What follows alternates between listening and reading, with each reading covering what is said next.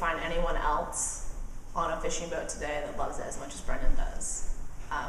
When I call him on his days off, it's that he's either at the pond or he's out fishing. I don't think there's anyone else on their day off. You find them doing what they do for a living.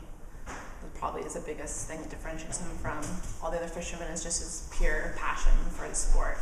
My mom took me fishing when I was very, very, very young, and I caught a bullhead that was like 2 inches long, and my mom let it go, being the sweet soul that she is, and I cried for days, I guess, afterwards, because I couldn't take it home and eat it. After that, my family and I relocated to a place called Lake Don Pedro, and the only thing to do out there was be in the outdoors and fish. My grandpa passed away, and I got a bunch of his old lures and stuff from his tackle box, and I fished probably for a month straight, not catching a thing, until one day I hooked a nice fish, and ever since then it was just an addiction for me. It's mostly therapeutic.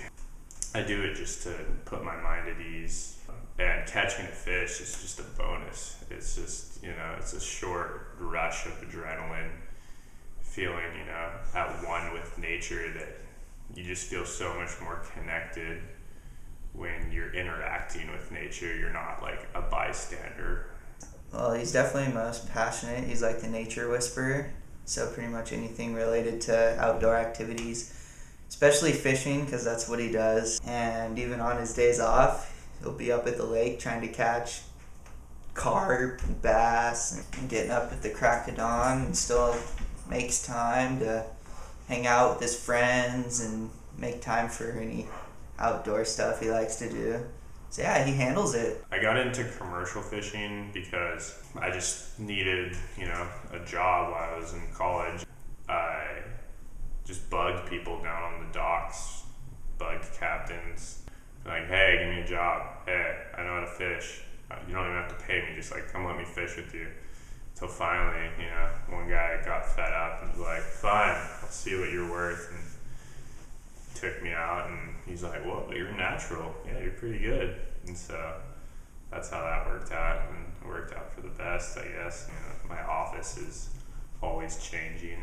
I deal with loud seals instead of irate customers, so can't be that. I get up before the dawn even starts to crack, I guess, like 4 o'clock. I get to the boat and get the whole boat ready, and we shove off, and from there it's just, there's no typical day fishing. It's like, it can be the worst weather you'll ever be in, and it's wide open fishing and you can't keep up with the fish. And then it could just be flat, calm, beautiful days and you don't even get a bite, but you get a beautiful whale show, or you see dolphins, and it just makes it all worthwhile, even though you're not making money and you're enjoying what you're doing. So it's broadened my culinary experience so much more, because with all this fresh fish, I kind of forced to be creative and cook and do different things with it, because it gets really boring if you're having, grilled salmon every single night. What is that?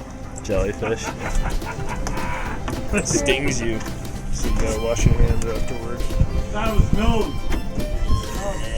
Gross.